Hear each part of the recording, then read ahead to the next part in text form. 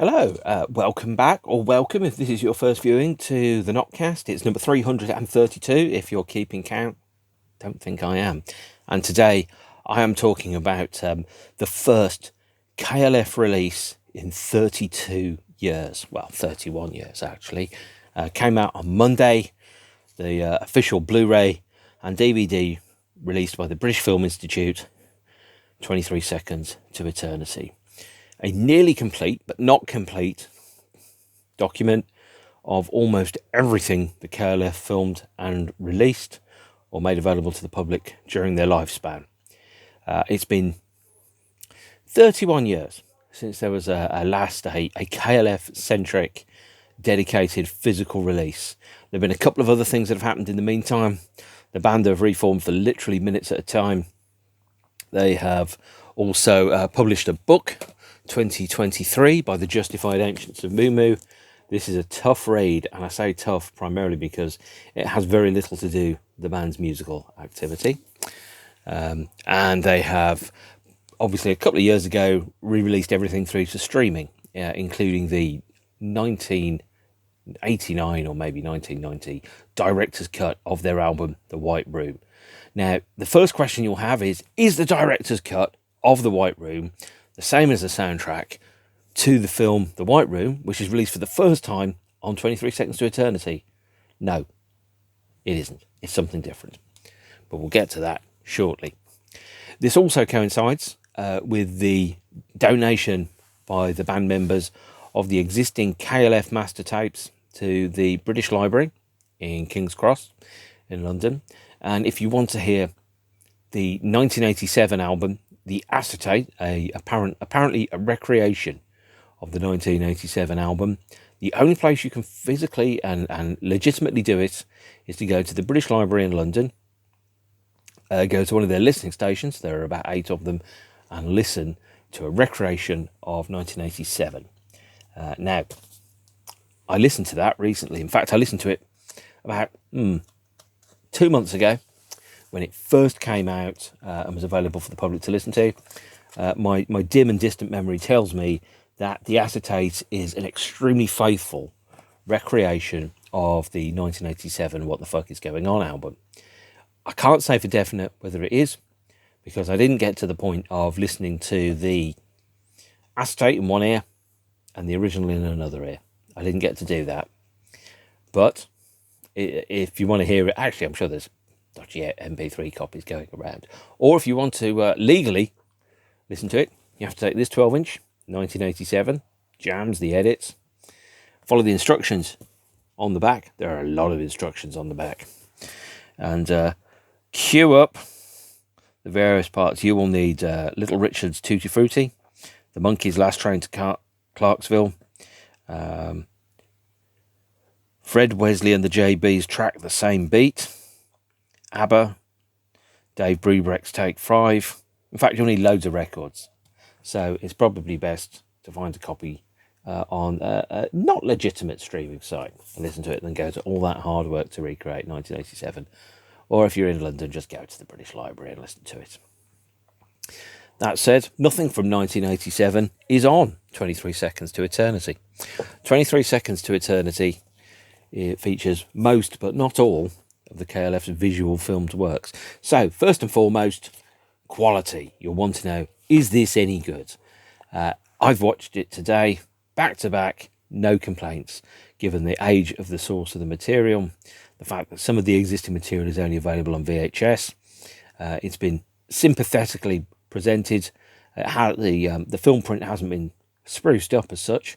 The only existing version of the White Room film features splice edits on it, and also features lots of grain, but it is presented as well as it could be without being thrown through a DNR noise reduction type thingy, which spoiled the original Blu-ray release of Arnold Schwarzenegger's Predator, which is a fantastic movie. But if you haven't seen it, what the hell are you doing watching this?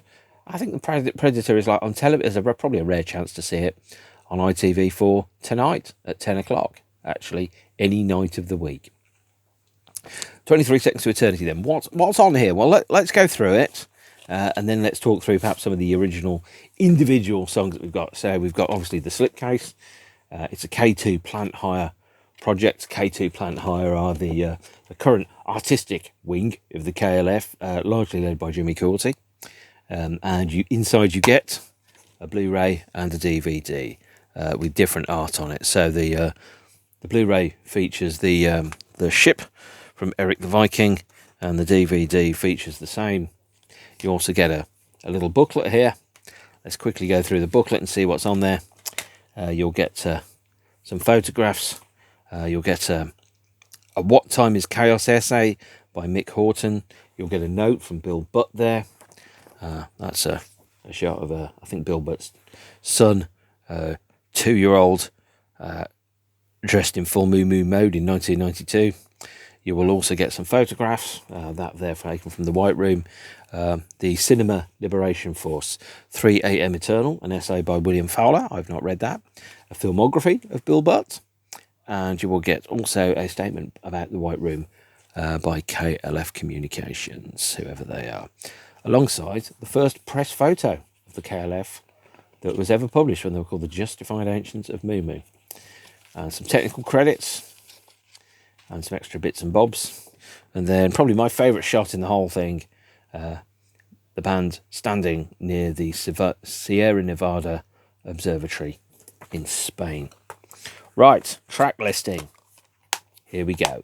So it opens with the promo video for 1988's hit #1 single by the Time Lords, Doctoring the TARDIS.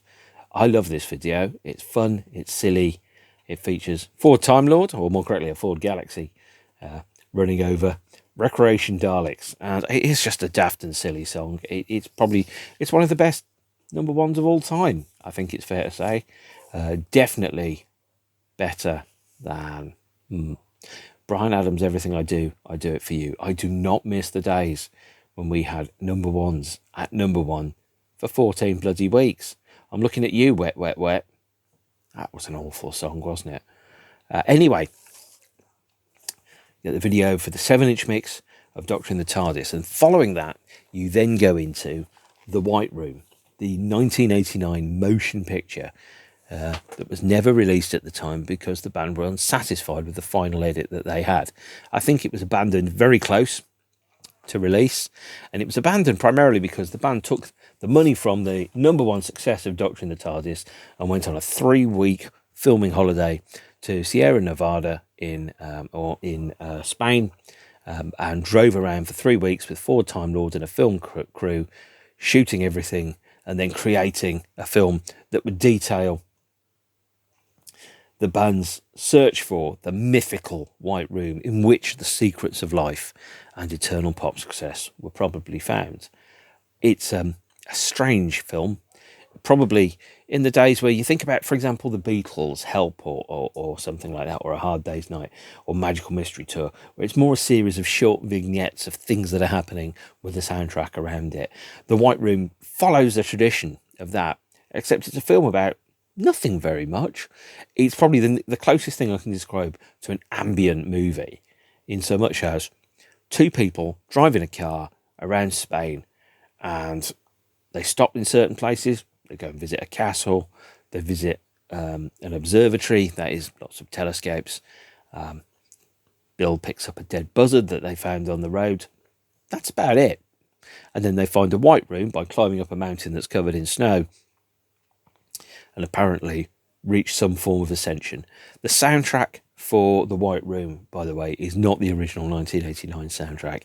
According to what's written on here, it has been re-recorded, apparently, a new recording, but I don't think that's true. I think it's a remix of the original 1989 movie soundtrack, which, by the way, was heavily bootlegged, and both on cassette and later on CD.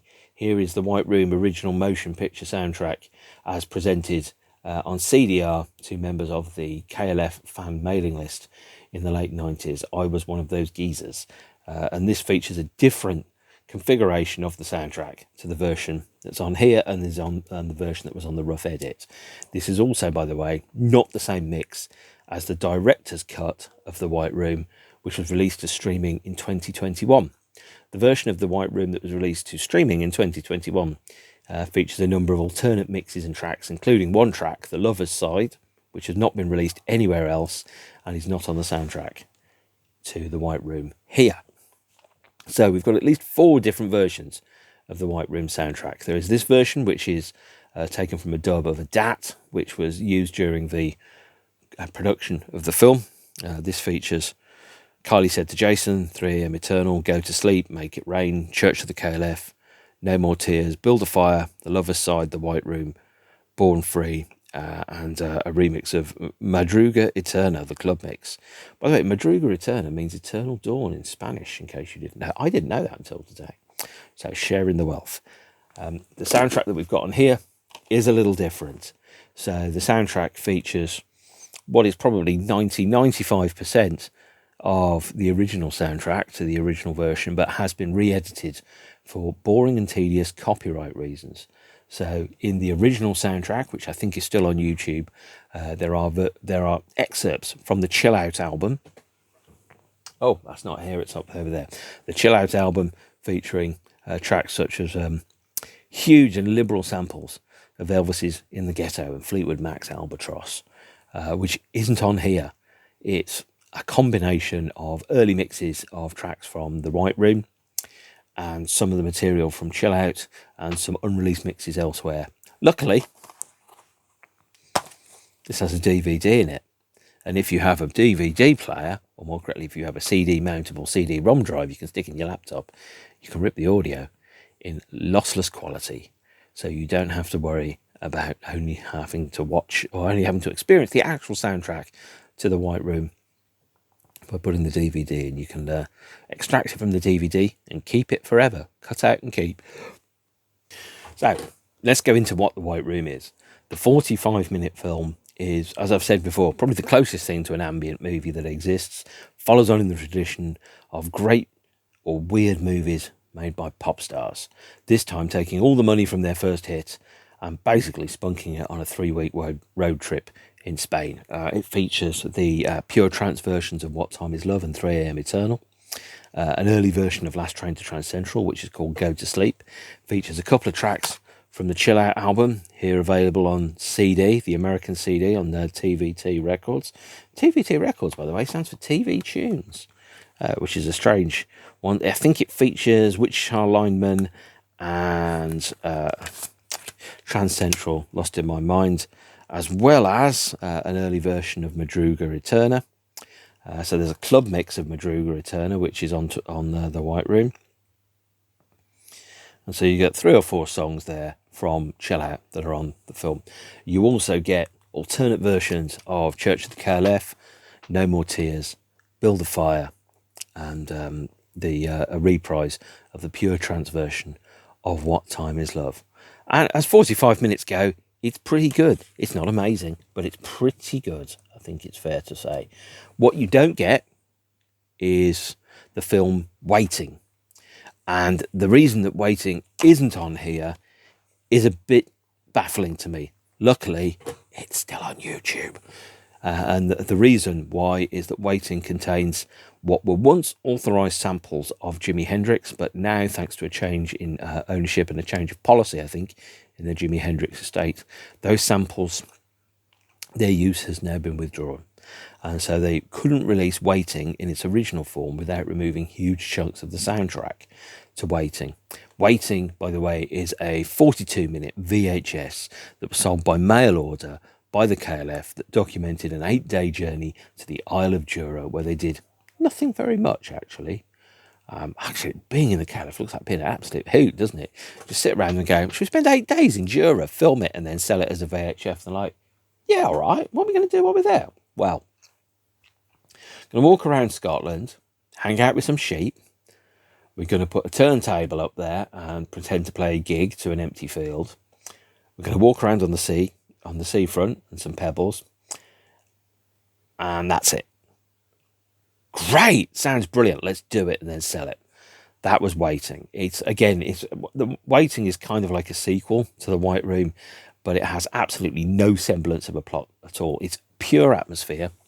However, the soundtrack to Waiting is exclusive and unique to that VHS. Or, if you were like me and had both a long memory and a obsessive, compulsive need to complete your discography, Waiting was released, albeit very briefly, in a 3,500 copy CD limited edition in 1997 called Waiting for the Rights of Moo, and that featured the soundtrack to two then unreleased KLF films, or more correctly, two commercially deleted ones. So if you want the soundtrack to Waiting, the original soundtrack to Waiting, either get this or download it off YouTube, where it is currently still available. I will provide a link further down, and you can experience a VHS quality rip of Waiting, which is not on 23 Seconds to Eternity, and it's the only thing that's really and honestly missing from this set is Waiting. And I really, really, really wish it was on there, because if they can redo the audio soundtrack to The White Room and take out the Elvis samples and huge chunks of Albatross by Fleetwood Mac, you can take 23 Seconds to Eternity, you can slice out the Techno Gate remix of What Time Is Love that features all of the samples by Jimi Hendrix, which, by the way, is available on the B-side of the 7-inch of What Time Is Love, or for that matter, if you really want, it's on the B-side of the 12-inch of What Time Is Love. Here is a handwritten white label promo 12-inch of What Time Is Love.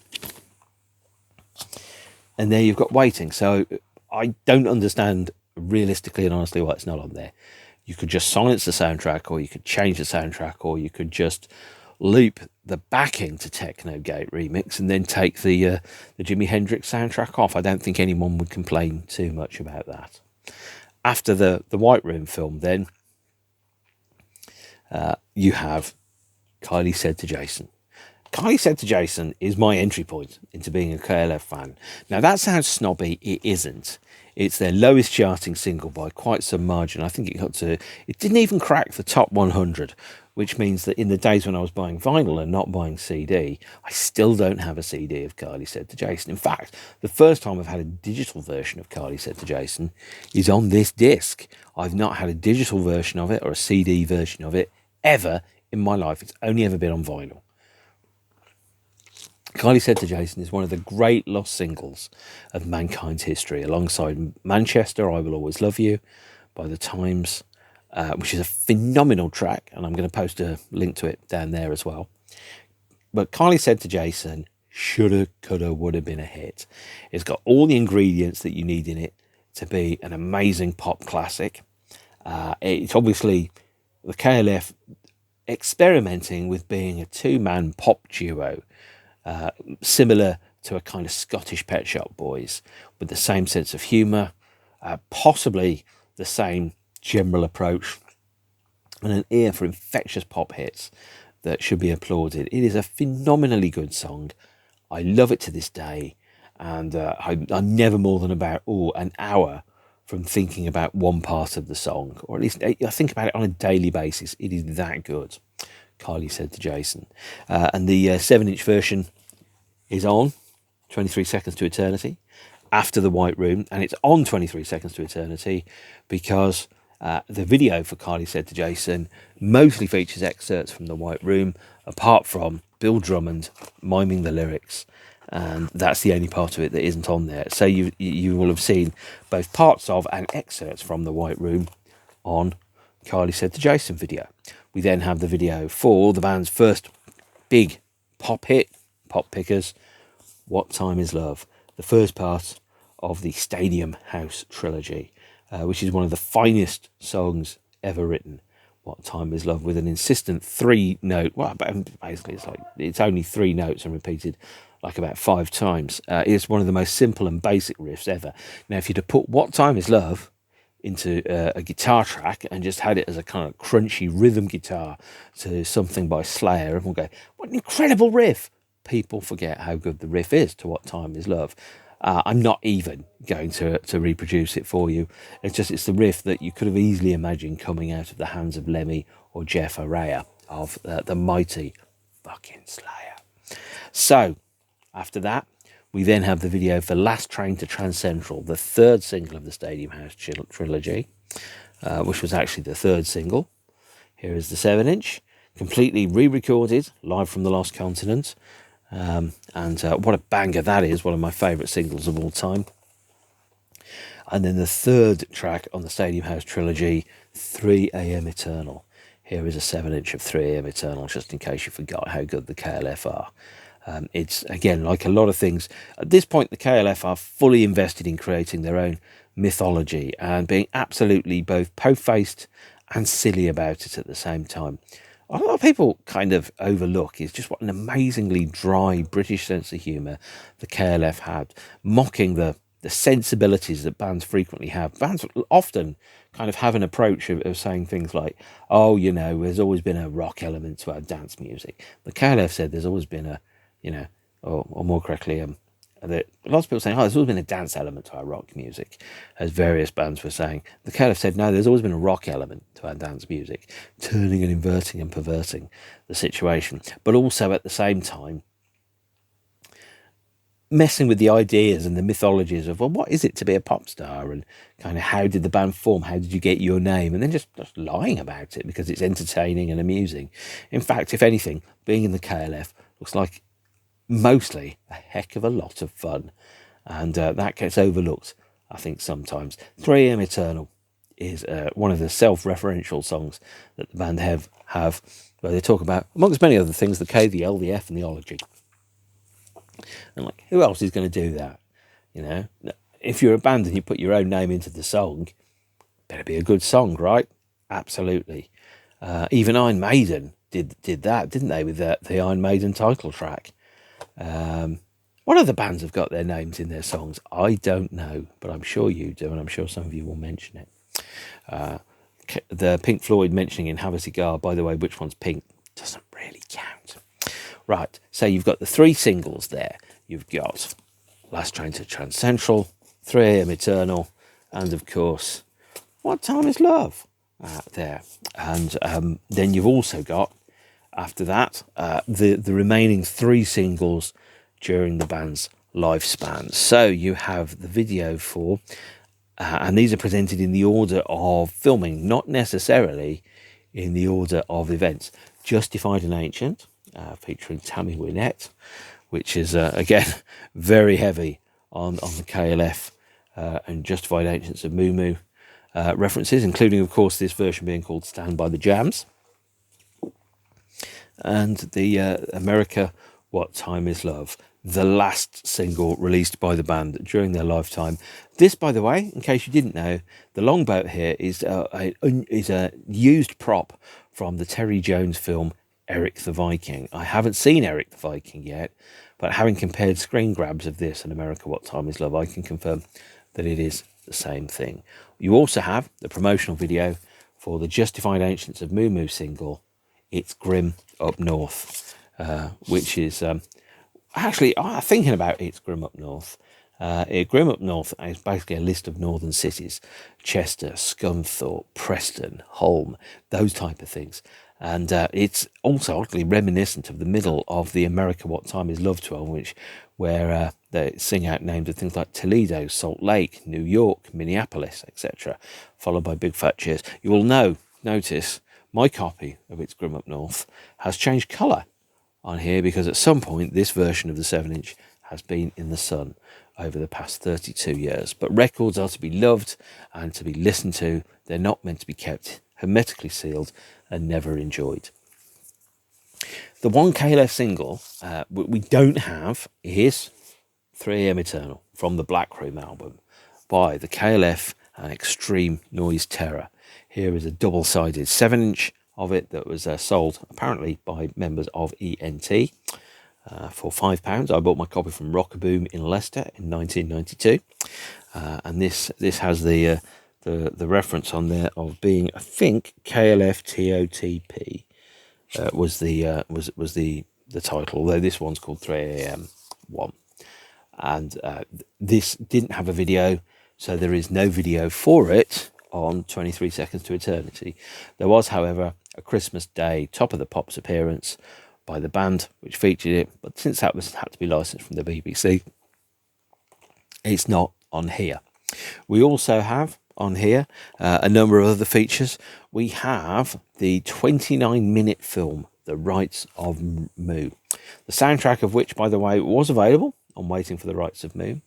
And this is a 29-minute documentary of the KLF once again doing something completely bloody daft and burning a wicker man on the island of Jura in Scotland. They seem to really like Jura, with an audience made out of music journalists who were all dressed in yellow, justified ancients of Moo ponchos for some kind of huge press treat.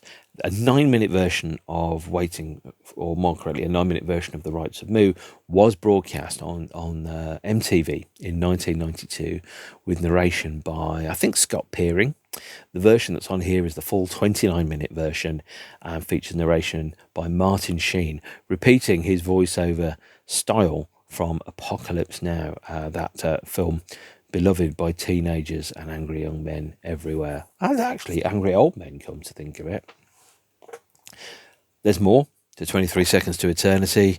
There is a short film called Crash, with a K, that details the band's destruction of Ford Time Lords at a charity banger mash-up type thing. Bang and mash, where effectively you drive cars around, smash them up to bits, and people pay for the privilege to watch cars being smashed up to bits. Ford Time Lord effectively killed on the racetrack in, I think, Dagenham or Barking or somewhere like that, driven by Jimmy Corti, filmed, and the soundtrack to Crash is a previously unreleased song by the KLF from the Black Room album. I do not know what song it is, but it's very competent rock metal, but it is utterly bizarre and a huge stylistic shift. So the sequel to The White Room, bearing in mind that the soundtrack to The White Room, this album, is not the soundtrack to this film at all. So only the KLF would have an enormous multi-million selling album be the soundtrack to a film they can't be bothered to release, even though they know they could have sold gazillions of videotapes by releasing The White Room on VHS in 1991. But they chose not to, and instead The White Room remained in obscurity until 2023. And so, there you have it. Ooh, which reminds me, my copy of The White Room contains a poster in there, and I think this is a double-sided poster of Miles Hunt, and also, it's not in great condition, the poster from Select Magazine of the KLF themselves. So there you are. Maybe I should think about framing this, actually. But there you are. I need to put that back in there. Because I was buying Select Magazine in the 90s, like lots of people. This copy of The White Room, by the way, was sold by W.H. Smith's. It was deleted and marked down, and it was about £3 at the time. So I bought this copy for about £3.49, actually, of The White Room, because I was trying to stretch too much life into not enough money. What's changed? Nothing very much.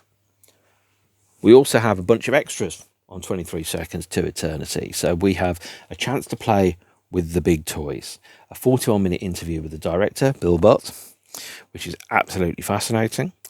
We have KLF Unfinished, a fly-on-the-wall documentary for 29 minutes that follows the shooting of Justified and Ancient and America What Time Is Love on the Pinewood Studios.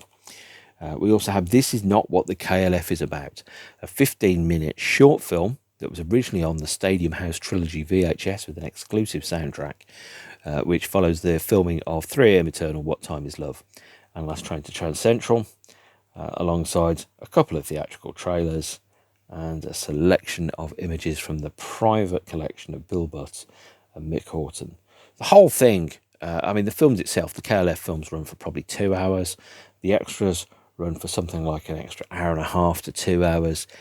If you want to get the KLF on film, this is an absolutely essential purchase. It looks as good as it ever has. It sounds phenomenal. It's standard stereo. It's not 5.1. It's just 2.0, but it is good, solid, strong, the film is presented as well as it could be without huge amounts of restoration activity. It's absolutely fascinating to see the White Room in the wild for the first time officially 32, 33 years after it was filmed. And whilst there's an element of me thinking, oh, so close, at the same point, it's really great that we've got it. This is certainly an unexpected release. If you're a KLF fan, it's an absolutely essential addition to your collection. So buy it, love it, dance around the house to it, scream out the lyrics when no one's looking at you, that type of thing. That is 23 Seconds to Eternity by the K, the L and the F. And I think that pretty much covers everything that there is about it. If you don't know what's on there, I've told you everything that's on there. It's a really good purchase, really great. I strongly recommend it. And if nothing else, you get an insight into perhaps one of the most interesting bands that Britain had in the late 80s and early 90s. A band that, on the face of it, it looked like being in this band was an absolute laugh. And it did things because it was amusing and interesting as opposed to commercially viable. And I think the best art comes from a place of being primarily made because the artists believe in it and they think that it's a good idea at the time. That doesn't always mean that the record's going to be any good, and it doesn't always mean that it's going to be even necessarily what you want to hear or see. I didn't want the KLF to split up. I thought what they were doing was absolutely fascinating. I was really interested in finding out where they went next. The only thing I will say as a criticism of 23 Seconds to Eternity is that Waiting is not on it. Its absence is inexplicable. The reasons for its absence could be easily rectified, and I really wish Waiting was on there. Instead, head over to YouTube now. In fact, you're already on YouTube. So as soon as I finish, go and look in the comments box, click the link that says Waiting, download it to your computer, and then keep it forever so no one can take it away from you. And in the meantime, take care of yourselves and each other. Stay beautiful. Justified and ancient. Over and out. Good night, America. We love you, as Glenn Hughes had at the end of America. What time is love?